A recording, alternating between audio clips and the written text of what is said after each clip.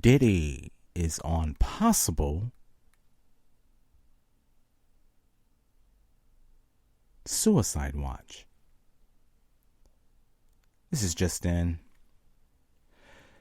Breaking news. Let's talk about it.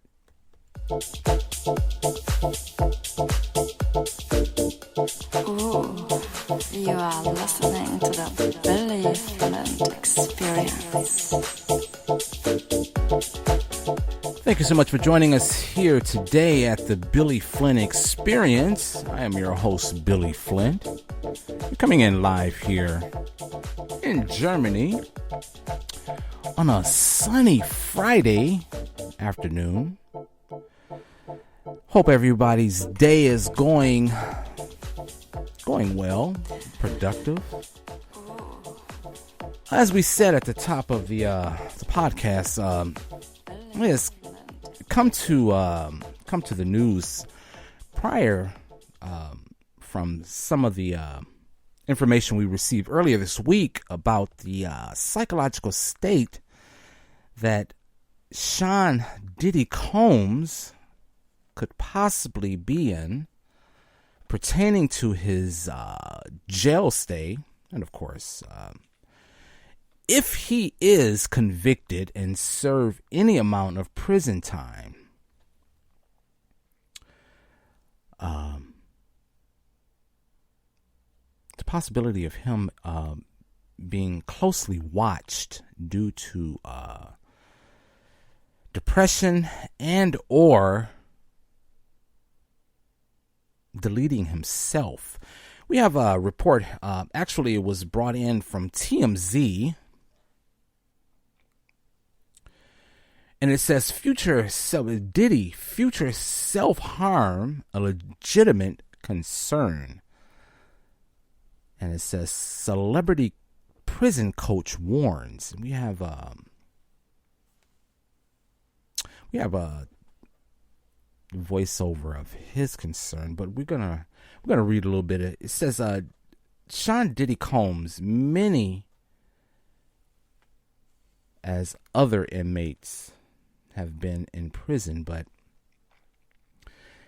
may be holding up okay at the moment behind bars. But concern for his well-being is warranted, a celebrity prison coach tells TMZ. John Fuller, a consultant known for his high-profile clients, he prepared Martha Stewart for her stay in the can, tells TMZ. The rap mogul may not be suicidal in his early days lockup, but concerned that Diddy's mental health might take a decline over time is valid, especially if the trial ends up going, or if the trial not end up going in his favor. As Fuller puts it, Diddy is likely used to getting his way given his A-list status. However, those days are over, at least for now.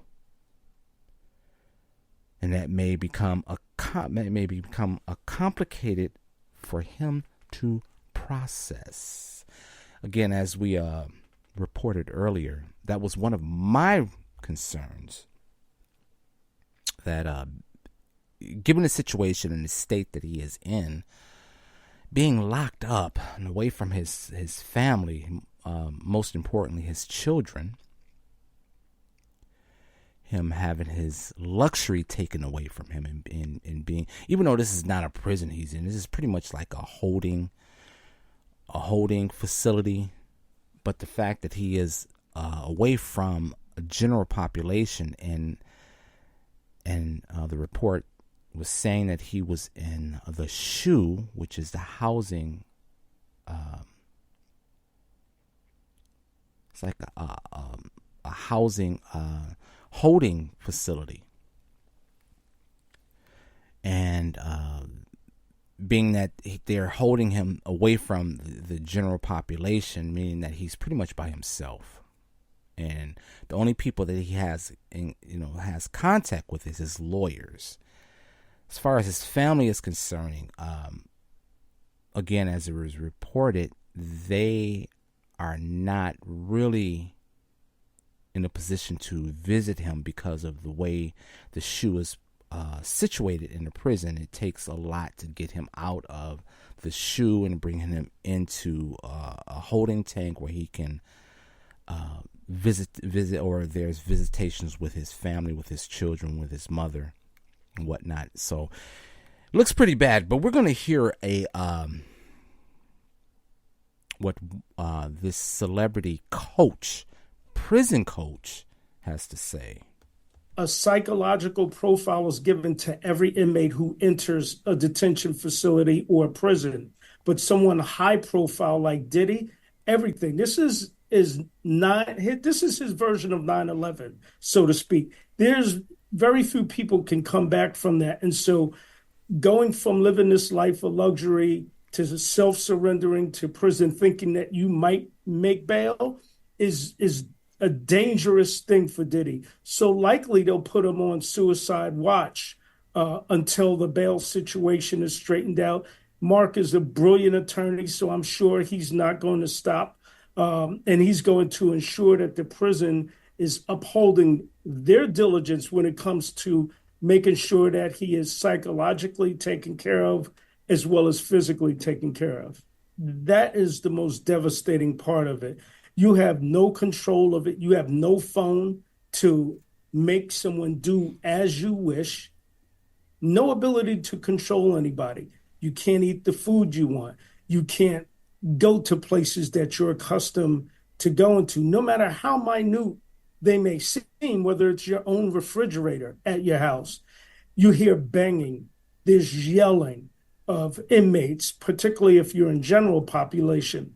There's no telling what the officers are saying to him as he's lying in his bunk in his cell.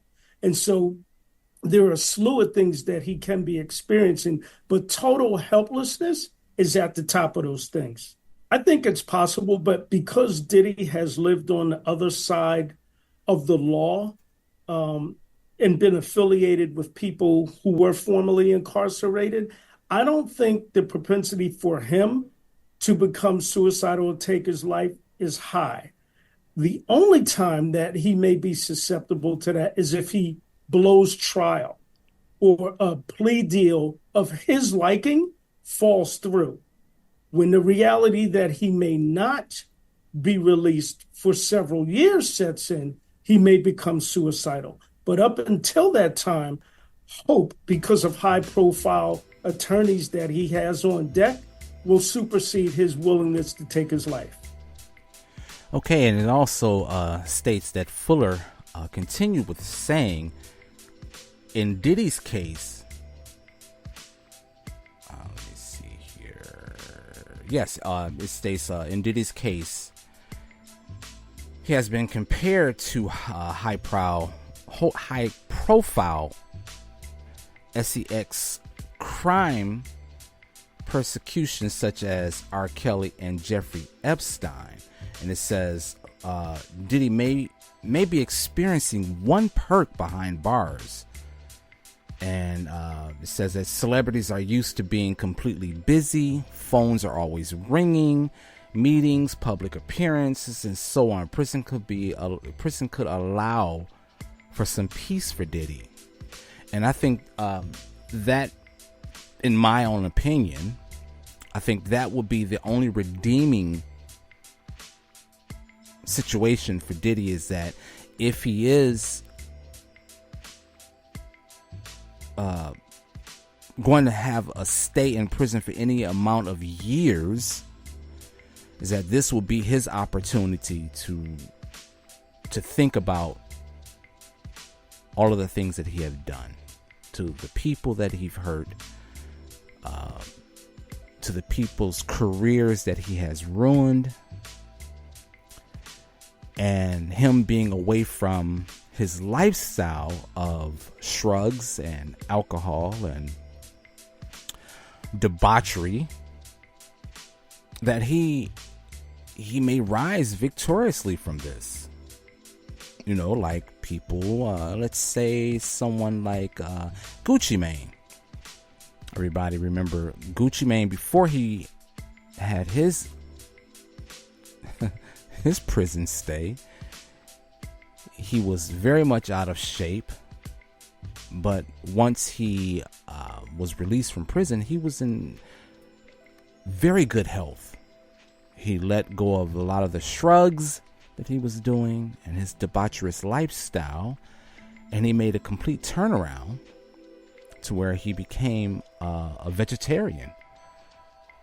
And with the support of his wife, of course, he's living a very, very healthy lifestyle. Looks very, very healthy.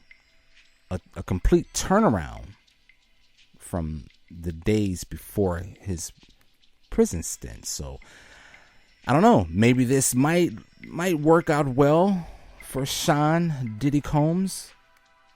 But again, the concern over his psychological state from having his luxurious lifestyle taken away. And, you know, think about it. I mean, it's like he probably never had to worry about anyone washing his clothes.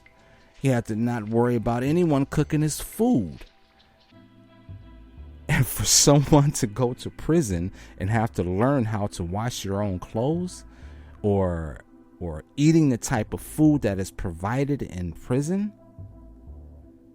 you know, just your simple luxuries that,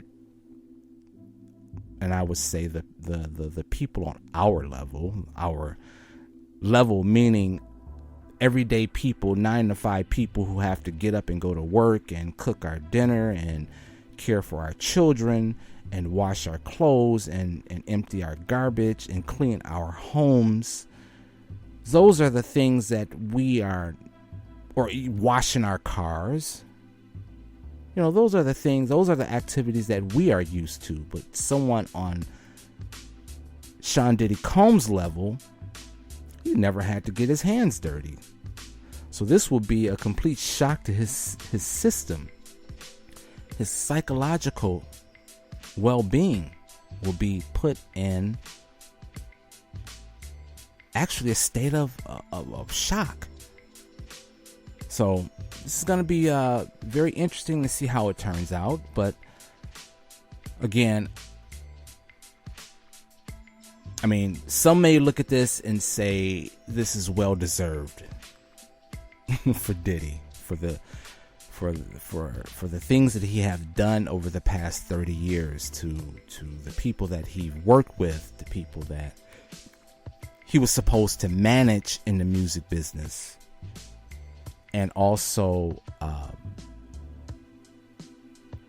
the degradation of the relationships that he had with women in his life. I don't know. Some will look at this and say this is very well deserved for him.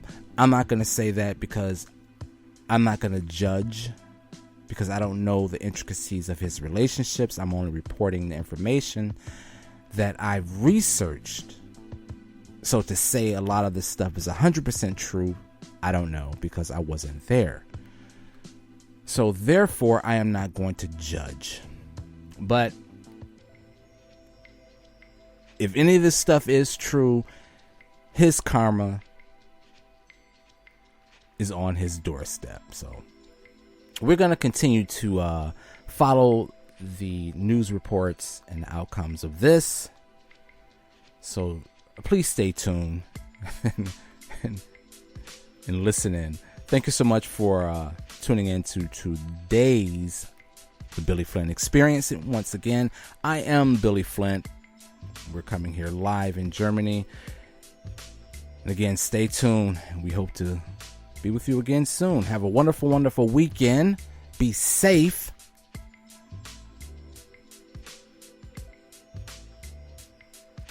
And we'll be back again soon. See you then. Go on, you've got another 5 seconds. Say something outrageous. You dirty bastard. Go on, again. You dirty fucker. What a clever boy. What a fucking rotter. Well, that's it for tonight.